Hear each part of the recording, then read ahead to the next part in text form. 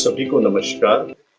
आज हम पीएमएसएमए अर्थात प्रधानमंत्री सुरक्षित मातृत्व अभियान, इसके पोर्टल में जो नई चीज़ें जुड़ी हैं जैसे कि ईपीएमएसएमए, इसके कॉन्सेप्ट को समझेंगे और साथ ही एचआरपी हाई रिस्क प्रेगनेंसी, इसकी लाइन लिस्ट भी हम इस पोर्टल में एंटर कर सकते हैं, उसके बारे में भी हम जानेंगे।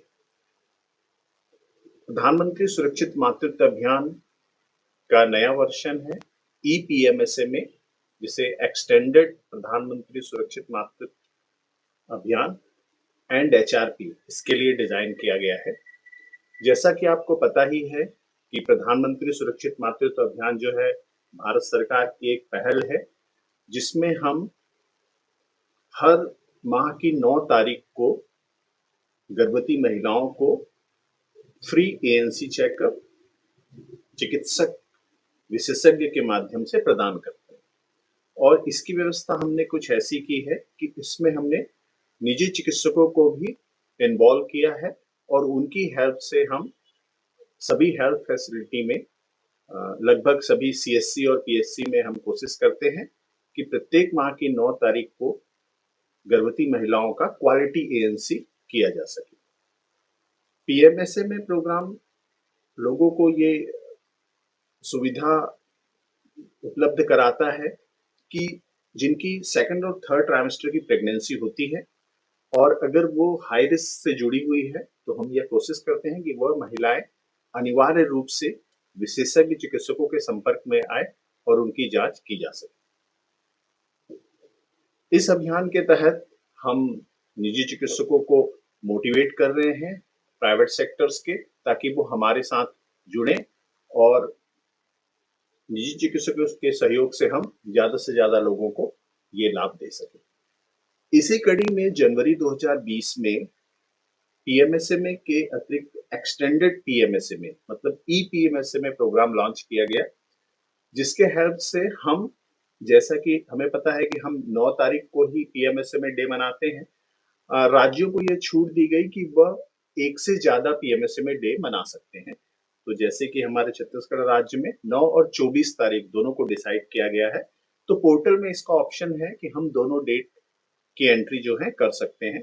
और साथ में जो सबसे बड़ा लाभ मिला है कि हम हाई रिस्क प्रेगनेंसी वुमन को लाइन लिस्ट कर सकते हैं, ट्रैक कर सकते हैं, इंडिविजुअल उनको ट्रैक कर सकते हैं। इसका मतलब हमको उनके नाम की एंट्री इसमें करनी है।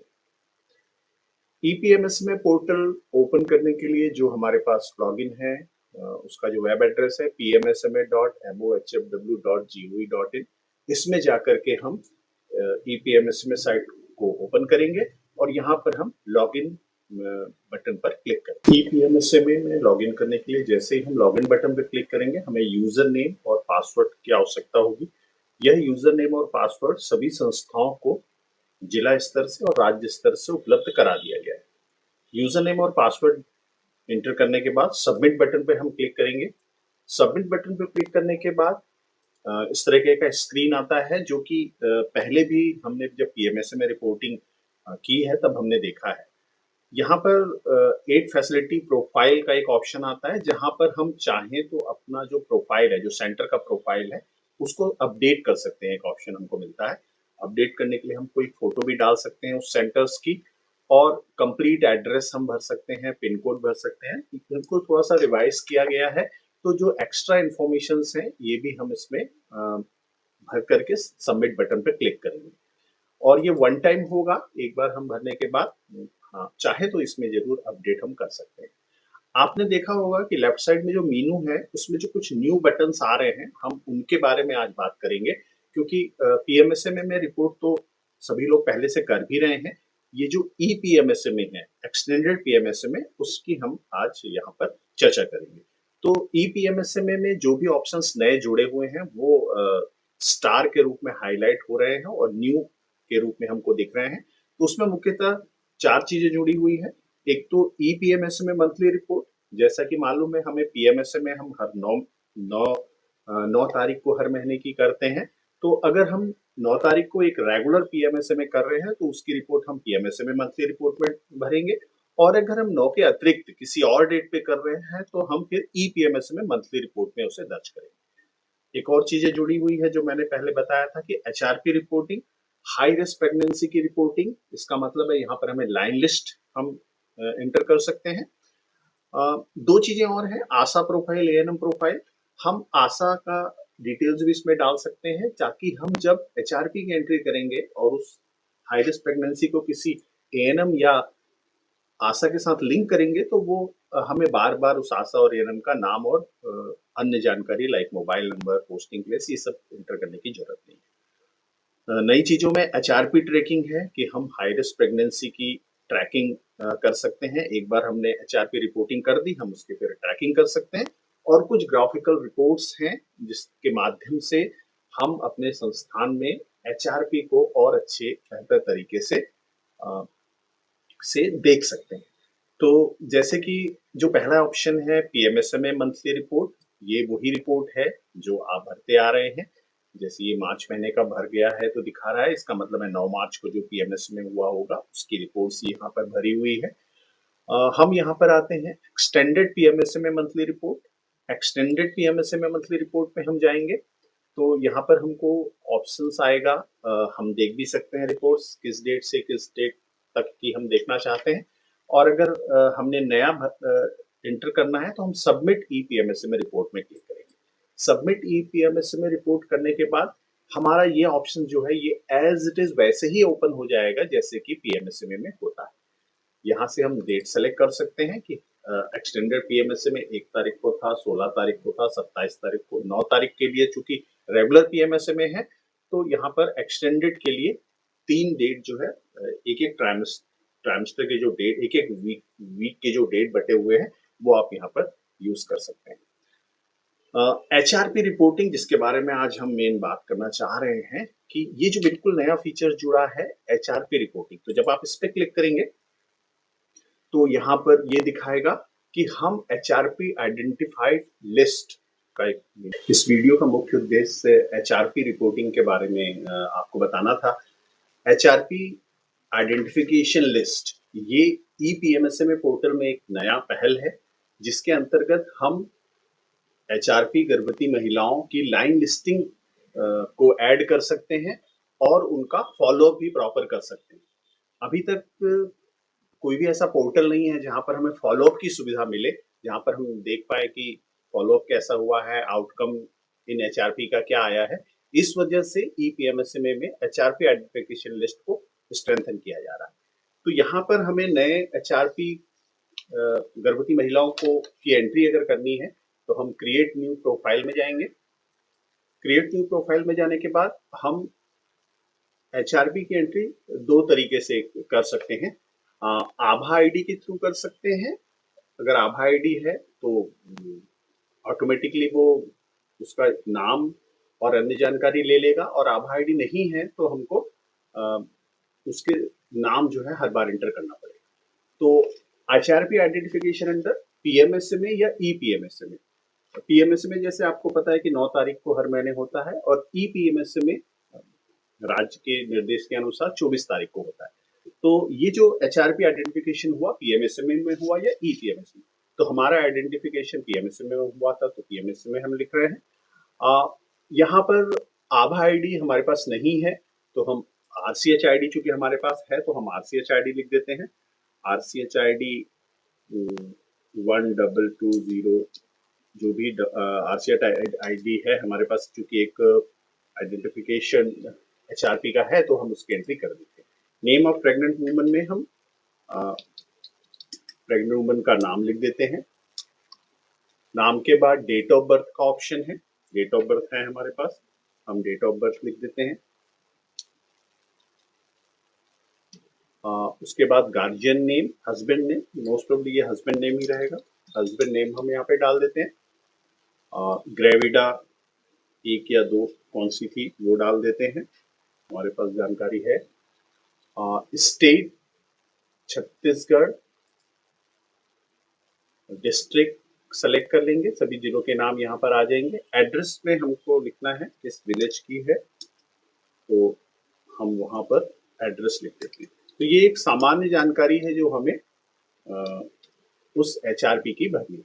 कॉन्टेक्ट नंबर आएगा उस महिला का, ये बहुत इम्पोर्टेंट है। और ये भी दूसरी पोर्टल की तरह जिसमें एस्ट्रिक रेड साइन लगा हुआ है, स्टार का साइन लगा हुआ है, वो मैंडेटरी है, उन फील्ड को हमको भरना ही है। और जिसमें स्टार साइन नहीं लगा है उसे हम छोड़ सकते हैं। तो कॉन्टेक्ट नंबर मैंडेटरी फील्ड है। आशा, इसके साथ कौन सी आशा जुड़ी हुई है, तो आशा हमें यहाँ पर हम आशा को ऐड कर सकते हैं, जैसे हमने ऊपर ऑप्शन में देखा था हमारे मेनू में आशा प्रोफाइल, एएनएम प्रोफाइल। चूंकि अभी आशा ने ऐड नहीं किया है तो हम आशा को हम अभी सेलेक्ट नहीं कर पा रहे हैं। एएनएम हमने ऐड कर दिया है तो एएनएम को हम सेलेक्ट कर लेते हैं। यहाँ पर फिर कैटेगरी ऑफ एचआरपी है कि ये जो गर्भवती महिला किस कैटेगरी में है, तो यहाँ पे उन्होंने कैटेगरी और वास्ट कर दिया है, बढ़ा दिया है, जिसमें severe anaemia, hypertension, diabetic, syphilis, malaria, TB, total 24-25 तरीके के हमारे पास एचआरपी के ऑप्शन है। और अदर रीजन्स में भी हम लिख सकते हैं। तो यहाँ पर हमारा जो एचआरपी है वो ट्विंस बेबी है, तो हम यहाँ से ट्विंस वाला सेलेक्ट कर लेते हैं और उसके बाद हम सेव बटन पर क्लिक करेंगे। तो teenage pregnancy, early, short, PDD, twins, multiple pregnancy 11 number का है, हम यहाँ पे सेलेक्ट करते हैं। Date of HRP identification, HRP कब आइडेंटिफाइड हुआ, तो 4/7 है। यहाँ से कैलेंडर हमको ओपन हो जाएगा, यहाँ से हम कर सकते हैं। 7वें महीने का है, मतलब जुलाई का है ये। और तो हमारा 4/7/23 किस फैसिलिटी पे आइडेंटिफाई हुआ, तो पीएससी बरतौरी यहाँ की हम एंट्री कर रहे हैं। और यहाँ पर अब हम सबमिट बटन पे क्लिक करेंगे। मैसेज आएगा, do you want to submit, हम ओके पे क्लिक करेंगे। Profile created successful. ये एक एचआरपी की एंट्री जो है वो हो गई। तो अब हमारे एचआरपी आइडेंटिफिकेशन लिस्ट में 2 नाम दिखा रहे हैं, एक वो भी नाम दिखा रहा है जिसकी हमने अभी अभी एंट्री की है। तो ये ईपीएमएसएमए का एक नया पोर्शन है HRP identification list. HRP identification list में हमने जो दोनों रिकॉर्ड्स ऐड किए थे वो रिकॉर्ड्स यहाँ पर डिस्प्ले हो जाएंगे। अब हम इनके एचआरपी की इंफॉर्मेशन को अपडेट कर सकते हैं यूजिंग एचआरपी अपडेट एचआरपी। यहाँ पर एक अपडेट एचआरपी का बटन है, उसको हम क्लिक करेंगे। अपडेट एचआरपी का के बटन को क्लिक करने के बाद जो हमने एंटर किया था वो जानकारी यहाँ पर आ जाएगी, उसका प्रोफाइल आ जाएगा प्रेग्नेंट वुमन का। और यहाँ पर हमारे पास कुछ बटन्स आ जाएंगे, लाइक कैटेगरी ऑफ एचआरपी। यहाँ से हमने चूंकि इसकी कैटेगरी मल्टीपल प्रेगनेंसी सेलेक्ट की थी तो वो यहाँ पर आ गई। अब हम यहीं से फॉलो अप विजिट भी सेट कर सकते हैं, फॉलो अप विजिट की भी एंट्री कर सकते हैं। तो फॉलो अप विजिट में जाने के बाद इस महिला का, चूंकि एक हाई रिस्क महिला है, कम से कम 4-5 फॉलो अप इसका होना चाहिए सेंटर्स में, तो उसकी हम यहाँ पर एंट्री कर सकते हैं। First follow up, second follow up and so और उसके आगे का। तो यहाँ पर फर्स्ट फॉलो अप में हम एंट्री करेंगे। डेट फर्स्ट फॉलो अप की क्या है वो हमें लिखना है, किस जगह पर हुआ वो लिखना है, क्या आशा थी फॉलो अप के दौरान, यस और नहीं, और आशा का नाम क्या है। और अगर हमने उसे रिफर्ड किया है तो वो रिफर्ड की फैसिलिटी का हमको नाम लिखना पड़ेगा कि हमने उसको कहाँ पर रिफर्ड किया। तो जैसे हमने उसे डिस्ट्रिक्ट हॉस्पिटल रिफर्ड किया है अगर सपोज, तो यहाँ से हम डिस्ट्रिक्ट सेलेक्ट करेंगे, फैसिलिटी टाइप सेलेक्ट करेंगे। तो सभी फैसिलिटी जो है यहाँ पर डिस्प्ले होगी, इसका डाटा इसमें ऐड किया जा चुका है। तो यहाँ से हम उसके फॉलो अप विजिट्स को एंटर कर सकते हैं। इस हाई रिस्क महिला का प्रेगनेंसी आउटकम अब हमें डालने की सुविधा है। जनरली ये रेगुलर पीएमएसएमए में उपलब्ध नहीं था, ईपीएमएसएमए में ये उपलब्ध है कि डेट ऑफ इसकी डिलीवरी कब हुई, कहाँ पर डिलीवरी हुई, उस फैसिलिटी का नाम, फैसिलिटी कैसी थी, सी सेक्शन हुआ कि नॉर्मल हुआ, और बच्चे की स्थिति कैसी थी, ये हम प्रेगनेंसी आउटकम में अपडेट कर सकते हैं। और साथ में पीएनसी डिलीवरी हो जाने के 45 दिन के अंत तक हम इसको रिकॉर्ड करते हैं। Healthy outcome of mothers at 45 days after delivery, 45 दिन तक बच्चा स्वस्थ था, अलाइव था ये, और अगर 45 दिन के अंदर जो है बच्चे की डेथ हो जाती है तो वो भी हम इसको अपडेट कर सकते हैं। तो मदर और बच्चे दोनों की इंफॉर्मेशन हम एज ए आउटकम हम इसमें ऐड कर सकते हैं, जिससे कि हमको मैटरनल डेथ और चाइल्ड डेथ के बारे में भी पता चल जाएगा। तो EPMSMA में जो नया फीचर्स है वो HRP रिपोर्टिंग है, जहां पर हम हाई रिस्क प्रेगनेंसी महिलाओं की जानकारी को ऐड भी कर सकते हैं और उनके follow up visit, pregnancy outcome और outcome after 45 days of delivery, इसके भी हम रिजल्ट्स को हम उसमें ऐड कर सकते हैं। HRP ट्रैकिंग से तो जब हम क्लिक करते हैं तो यहाँ पर हमने जितने भी HRP महिलाओं की एंट्री की थी उसकी लाइन लिस्ट आ जाएगी और इसे हम एक्सेल में एक्सपोर्ट भी कर सकते हैं।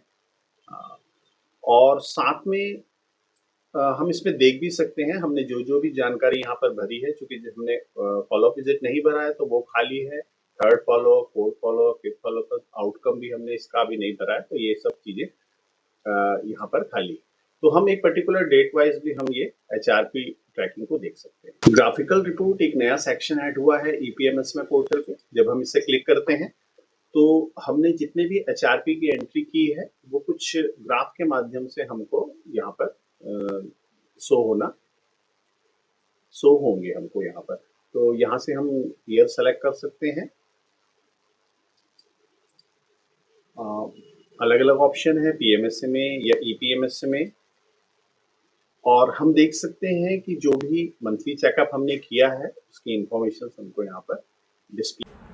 मेरा नाम ताहिर मोहम्मद शेख है। मैं जिला डाटा प्रबंधक हूँ, राष्ट्रीय स्वास्थ्य मिशन जिला बिलासपुर में। आप सभी का बहुत बहुत धन्यवाद।